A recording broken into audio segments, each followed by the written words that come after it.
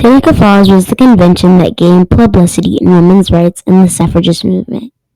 There, of course, was movement for women's rights before this event, but this was when protesting and enabling free speech really shot off for the suffragists.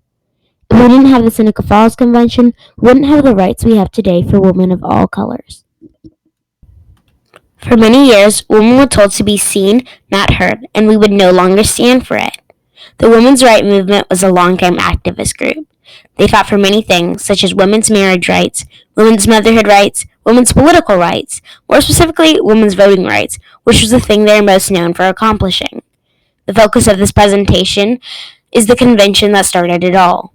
They created a movement led by 5 strong women, which will be elaborated on later, that lasted from July 19, 1848 to July 20th, 1848.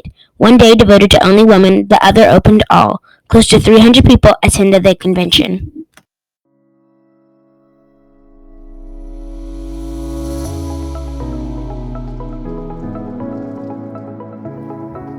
Elizabeth Cady Stanton, the most involved of the women in organizing the convention, she studied at Troy Female Seminary, working on women's property rights reform in the early 1840s.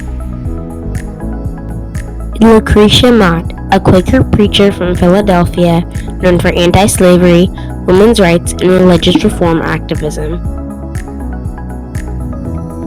Mary McClintock. In 1833, her and Mott organized a Philadelphia Female Anti-Slavery Society. At Seneca Falls, Mary was appointed secretary. Martha Coffin Wright, Mott's sister, lifelong women's rights activist, and abolitionist, known for running a station on the Underground Railroad from her home. Jane Hunt, Quaker activist, member of the McClintocks' extended family through marriage. As for what was going on at the time, aside from reading The Count of Monte Cristo, published in 1844, or Jane Eyre, published in 1847, most of it was very simple and low-tech, singing around the family piano, visiting with neighbors, or picnicking in the woods, says Liz Bidnotnet. This relates to the current History Day theme, or debate in diplomacy, because of how controversial women's rights were at the time, and many years before and after.